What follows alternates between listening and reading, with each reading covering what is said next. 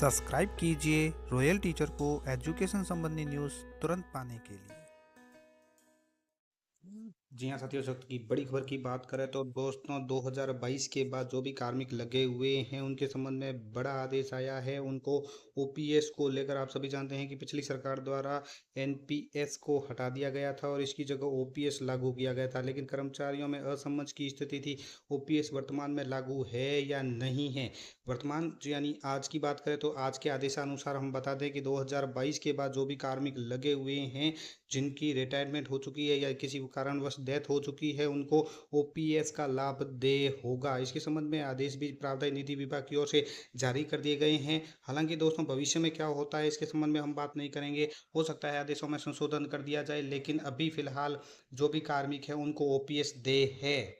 निदेशालय राज्य बीमा प्राधिकरण विभाग की ओर से जो परिपत्र जारी किया गया था, जब उसके बारे में हमने पूरी पड़ताल की तो उसमें यही बात सामने आ रही है कि दिनांक 1/4/2022 और उसके पश्चात जो भी कार्मिक है जिनकी मृत्यु हो चुकी है या जो सेवानिवृत्त होने वाले या हो गए हैं, राज्य सरकार के एनपीएस कार्मिकों के प्रकरणों का निस्तारण किए जाने के संबंध में पूर्व विभाग द्वारा जारी परिपत्र क्रमांक 4 दिनांक 25 जनवरी 2024 में आंशिक संशोधन कर निम्नानुसार प्रक्रिया निर्धारित की जाती है। अर्थात इनके संबंध में जो प्रक्रिया निर्धारित की गई है वो ये है कि 1/4/2022 और उसके पश्चात सेवानिवृत्त जो भी हुए हैं कार्मिक या जो मृत्यु प्राप्त हो गए हैं, उनके प्रकरणों के निस्तारण में कार्मिकों को पुरानी पेंशन योजना यानी ओपीएस ओल्ड पेंशन स्कीम का कार्मिक मानते हुए राज्य सरकार के नोटिफिकेशन दिनांक 19/5/2022 के अनुसार भुगतान की कार्रवाई की जाएगी। अर्थात जो भी 1/4/2022 के पश्चात सेवानिवृत्त हुए हैं या जिनको मृत्यु प्राप्त हो चुकी है, तो जिनकी डेथ हो गई है, उनको ओपीएस का कार्मिक मानते हुए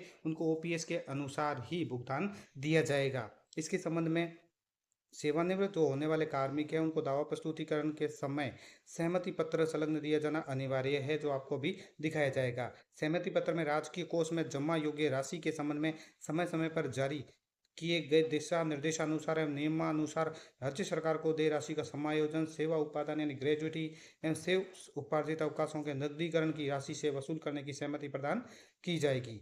सहमति पत्र प्रदान नहीं किए जाने की स्थिति में कार्मिक का एनपीएस दावा एनएसडीएल को अग्रेसित नहीं किया जाएगा, यानी सहमति पत्र दिया जाना आवश्यक है। अगर सहमति पत्र नहीं देंगे तो आपको एनपीएस का जो दावा है आपका वो एनएसडीएल को अग्रेसित नहीं किया जाएगा।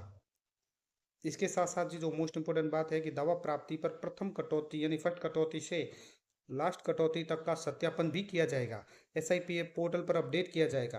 कार्मिक की कटौतियों का जो सत्यापन है विभागीय रिकॉर्ड के अनुसार भी होगा, एनपीएस पासबुक के अनुसार होगा और जीएफ 55A के आधार पर किया जाकर आरपीएमएफ और आरजीएचएस की कटौतियां और एनपीएस से हारित जो राशियां यदि कोई है तो उसको घटाया जाएगा। यदि आपने एनपीएस की राशि अगर उठा ली है तो उसको घटाया जाएगा। आरजीएचएस और आरपीएमएफ की कटौतियां हैं उनको भी घटाया जाएगा।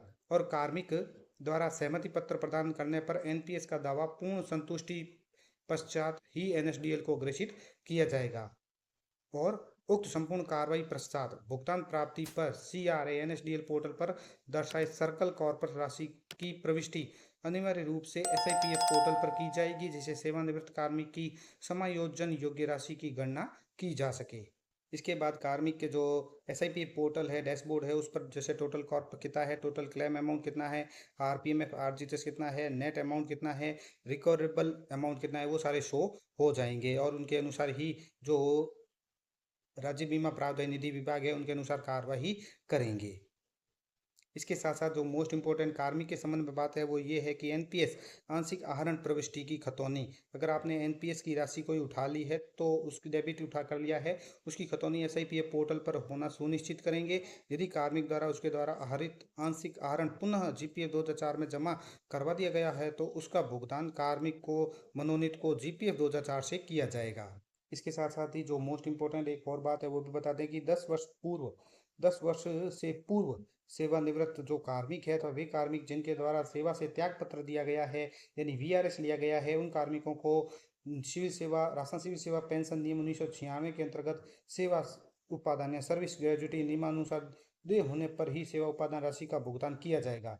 इसी तरह 5 वर्ष की अर्हकारी सेवा पूर्ण करने से पूर्व सेवानिवृत्त अगर कोई हो गया है या सेवा से त्याग पत्र दे दिया है तो ऐसी स्थिति में सेवा उत्पादन राशि देय नहीं होगी। ऐसे कार्मिकों का राजकीय अंशदान एवं उस पर अर्जित रिटर्न के बराबर राशि राजकोष में जमा करवाने पर ही उनके दावे एनएसडीएल पोर्टल पर प्रस्तुत किए जाएंगे।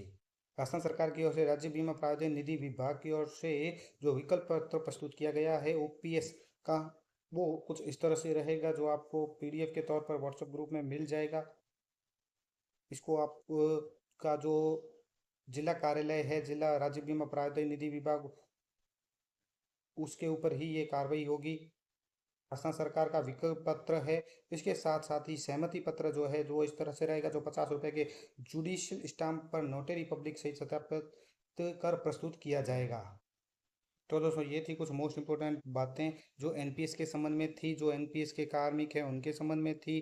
अब उनको ओपीएस का कार्मिक मानते हुए अभी फिलहाल उनको ओपीएस का लाभ दिया जाएगा। धन्यवाद साथियों, उम्मीद है दोस्तों ये वीडियो आपको पसंद आई होगी। वीडियो पसंद आए तो जरूर लाइक शेयर और सब्सक्राइब कीजिए। पास में आने वाले घंटी के बटन को जरूर दबाएं एजुकेशन संबंधी न्यूज़ तुरंत पाने के लिए।